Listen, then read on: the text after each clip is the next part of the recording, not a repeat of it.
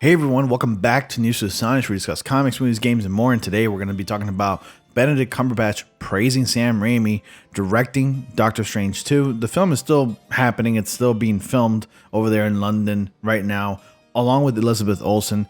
But tonight we're going to be talking about this. It's really exciting. But before we go ahead and discuss this, I want you guys to go ahead and click on like, subscribe, and click on bell notifications so you don't miss anything. I post videos on a daily basis.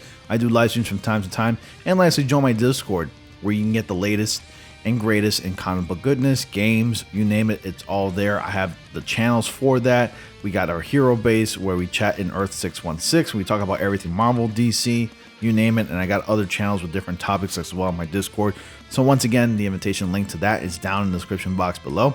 And without further ado, let's go ahead and get back to the article. So Benedict Cumberbatch is praising Sam Raimi's direction on Doctor Strange 2. This is all really exciting and really good news because now that I'm hearing this, it's only going to make me want to see this movie even more. So over the last couple of years, we've heard several horror stories about what can happen when a director doesn't get along with his or her cast while making a movie. 9 times out of 10, on-set clashes like these ultimately cause the quality of the final product to suffer. But thankfully, this doesn't seem to be happening on Doctor Strange in the Multiverse of Madness. While chatting with Collider, Benedict Cumberbatch briefly discussed what it was like to work with director Sam Raimi on the upcoming sequel. And it sounds like Raimi is going out of his way to make sure that everyone involved with the production feels valued. Now, Doctor Strange 2 marks Raimi's return to the superhero genre after concluding his original Spider-Man trilogy in 2007.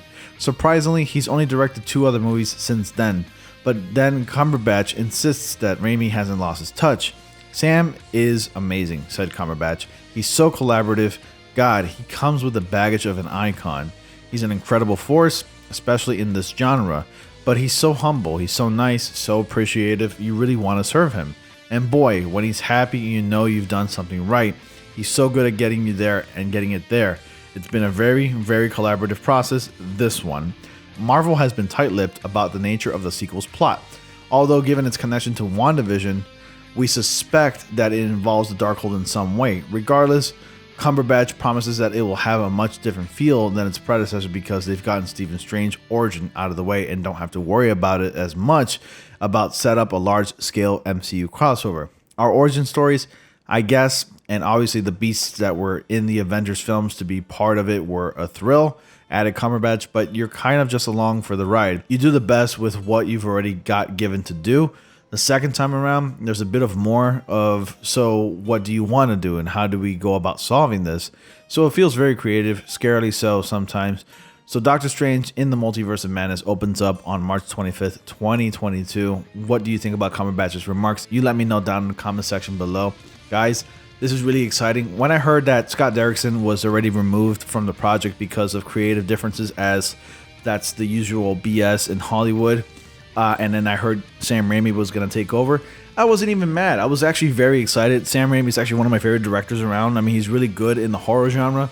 And Kevin Feige himself said during the press conference or during the Marvel Next Phases announcements that this movie was going to be a horror film, but it will be PG-13, and it'll be the MCU's first horror movie. So I'm very, very excited about it. Doctor Strange is one of my favorite characters of all time in the Marvel Universe in general, where we get to explore more than just the dimensions. We get to explore different aspects and different dimensions of the multiverse, and since we're going to be exploring and diving in deeper into the multiverse, this is going to be like the cusp of something big. Like, this is going to be the start of something really, really big and really awesome.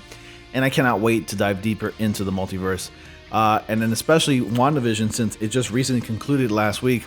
Wanda is set to appear in this movie. I'm not sure how big of a role she will have, but I'm pretty sure Doctor Strange will take her under his wing to show her the ropes and show her how to improve on her magic. Perhaps there might be some sort of conflict at the very beginning of the film of Doctor Strange and the Multiverse of Madness, where Doctor Strange meets up with Wanda, and Wanda doesn't want to listen to Doctor Strange.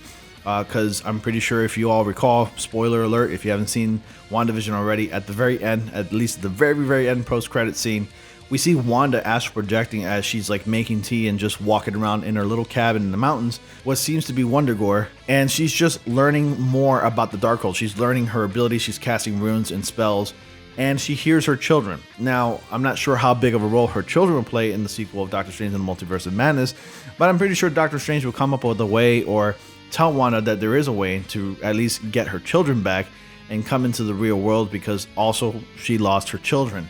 And that's pretty much her goal. And I think she's going to be able to ask Doctor Strange for help, because you have to remember that the children were actually naturally born the natural way, not just manifested out of thin air, out of nothingness like she did to Vision. So all in all, this is very exciting. And another thing that I want to talk about, and a lot of people don't really mention this, because the score of a film is very important to me. It's very important to a movie. I mean, it really truly gives it tone. And Danny Elfman's going to be scoring Doctor Strange in the Multiverse of Madness. Now, if that name rings any bells, yes, he is the same composer who scored the original first 3 Spider-Man movies, and he worked closely with Sam Raimi to score those movies. And that's what gave Spider-Man that tone and that ring, that nice sound to it, that beautiful, beautiful music. That composition was just gorgeous. And I can't wait to see what Danny Elfman comes up with Doctor Strange. I'm pretty sure it's going to be the usual Danny Elfman jumpy, bouncy kind of score, where it's gonna be beautiful and melodic and just awesome. And I think Marvel Studios does need a very decent, memorable score.